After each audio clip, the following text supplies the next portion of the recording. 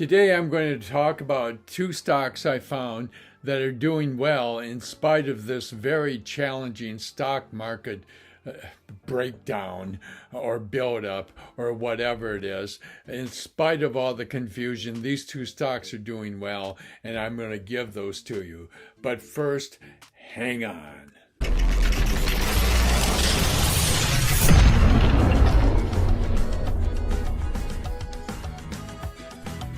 This is not financial nor professional advice.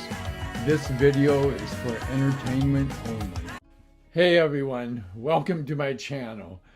This is really a challenging stock market, as it seems like neither the bulls nor the bears are currently doing well in this market. It seems like the market makers have manipulated or come close to manipulating the market to inflict maximum pain on both groups. And so it's really hard to know which direction to go. I think that the interest rates are getting high enough and the stock market is uncertain enough that right now I'm putting a lot of money in money markets and just getting the 4 or 5% interest rate to build up my cash for when the market does turn and it becomes more investable. I'm not bearish on the market. I don't see the market as going down dramatically unless we have some extreme outside event, which we don't have.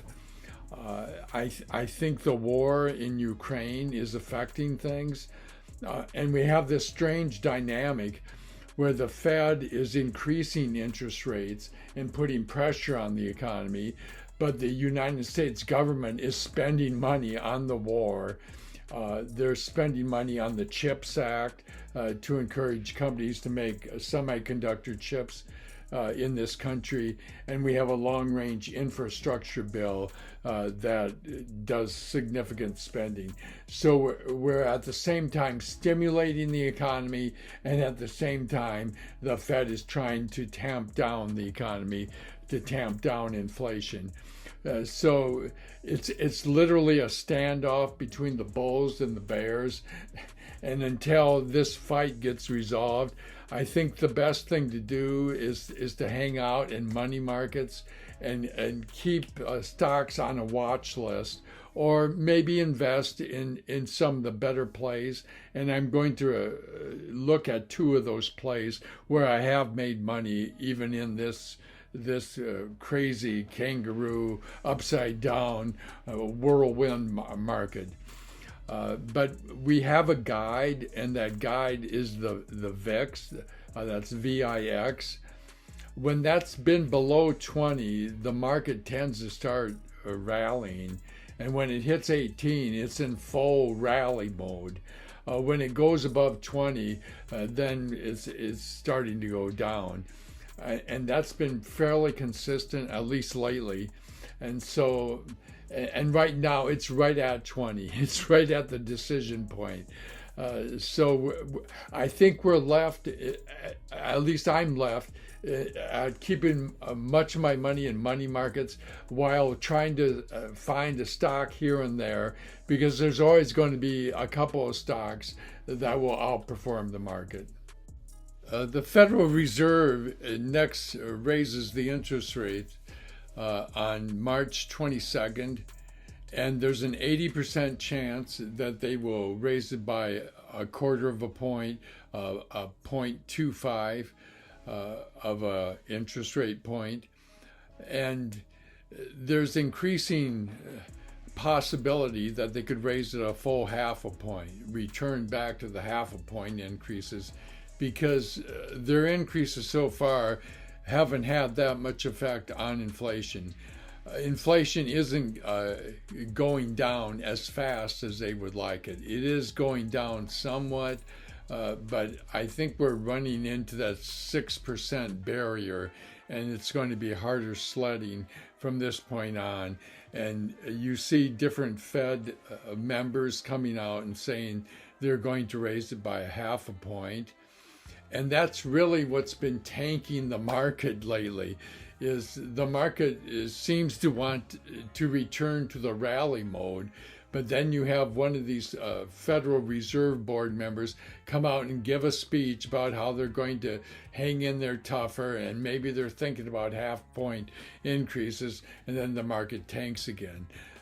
So I think the Fed is determined not to let this market rally significantly. It will let it run a little bit, but then they send all these people out giving these negative speeches, and it does have an effect, and it tamps things down. You can see the Fed's dilemma in all this. I mean, they keep getting information that even after raising interest rates up to 4.5%, it's like having not that much effect.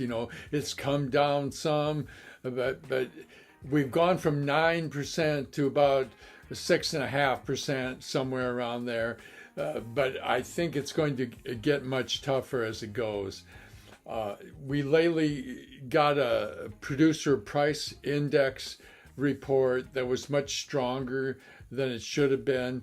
The producer price index, the PPI, tends to be a forecaster of what the CPI will be, because if the producers are paying more, that cost eventually gets passed on to the consumer, and so it will raise the CPI. And that came in much stronger, meaning much higher, meaning it makes inflation worse. And then retail sales, okay? Now, if the Fed is successful in reducing demand, retail sales should go down. But last Tuesday, they literally roared, okay? People are spending money, and they keep spending money, and there's evidence that people have more in their bank deposits than they did pre-pandemic. Instead of having like $2,000, they have like $12,000 in their personal banking accounts. So that indicates there's some reserve there for spending. Now the credit card thing keeps being run up too. So between the increased bank deposits and their willingness to put it on a credit card, that's what's fueling the inflation and making it worse. One indicator of how out of whack demand is from where the Federal Reserve wants it to be is air travel should be going down, okay? And literally, the airlines have been doing pretty good, okay? And their stock's performance has been relatively good. And they say air travel demand is through the roof, and that is not what the Federal Reserve wants to hear. So there's all kinds of demand, and the Federal Reserve hasn't been able to tamp it down, not significantly anyway. What is amazing is that the Federal Reserve has all kinds of useful information, especially when it comes to the inflation rates and to the gross domestic product. The Cleveland Federal Reserve has what they call nowcasting. And I'm putting the link down at the bottom of the screen. And if you go to that link, you will see what the Cleveland Fed calls nowcasting, where they predict what the CPI is likely to be based on current information. And they were very close the last time that it came out. So I think it's a very useful thing. And right now, the Federal Reserve, the Cleveland Federal Reserve, as of February 18th, is predicting that in the year-on-year CPI inflation rate will be 6.24%, and the month-on-month CPI will be 0.57%. Now, 0.57 added monthly, that's a hefty increase. So they're predicting that the numbers aren't going to be that good as it looks right now. So we have these numbers that are still of concern. But the amazing thing is that we're not in a recession. Our GDP for the first quarter, now the Atlanta Fed predicts what the GDP is going to be, and the Atlanta Fed, the link is at the bottom of the screen now. The Atlanta Fed is predicting that the first quarter GDP will come in at 2.5%, which is decent, and we are not in a recession. So we're not in a recession. We still got this inflation going on. The stock market is hesitating. It's a standoff between the bulls and the bears, and it's really difficult to know where to turn. But a 2.5% GDP prediction for the first quarter is actually pretty decent given the conditions we're under. So in this environment, it's very challenging, but you usually can almost always find some stocks that are going up, unless you're in the middle of a heavy crash. And I think we're through the worst of the bear market. There might be some left to go, but I think we're through the worst of it, and we're going to see, and we are seeing, some stocks starting to pop up here and there. And one of those stocks that is popping up is Wire, Encore Wire, ENCORE, Encore Wire, and its symbol is WIRE. And I've followed this company for some years, and it's been a very profitable trade, and the last year has been especially great. And they have a profit margin of 36% in 2022, and it was 33% in 2021. So they are profitable. And it's interior electrical wiring, both commercial and residential and commercial. So they do all kinds of interior wiring. Copper wire is their thing, okay? As we look at the 1-year chart, we can see that Wire is really wired, okay? It's gone up dramatically in the last 3 months, and especially in the last week. So it's a little bit overbought right now. The relative strength indicator at the bottom, if that's over 80, it tends to be overbought, and that's like at 86.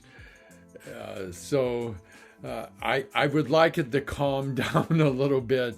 Let's say if I was buying this the first time, I'd like to get it at about 195. I would try to get it at that price. But it's a solid performer. Its price to earnings is still only about 11, which is great. And it has a solid earnings growth rate of 20%. And their probability margin of 36% is excellent. So I think I've been watching this stock for a couple years and buying it off and on here and there. And I think if I can get it for 195, I think I got to buy.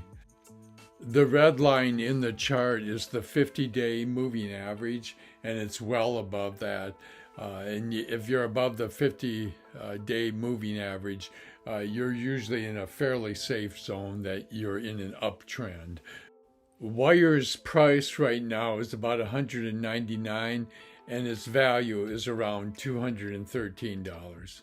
Super Microcomputer makes all types of computer equipment. It's a computer maker, and they make a lot of servers. They make all types of equipment, but especially a lot of servers, it seems to me. So I love this stock, and it is undervalued.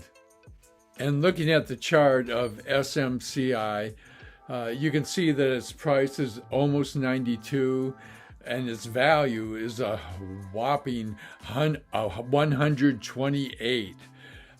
Its price to earnings is only 9, and its earnings growth rate is 41%. Wow.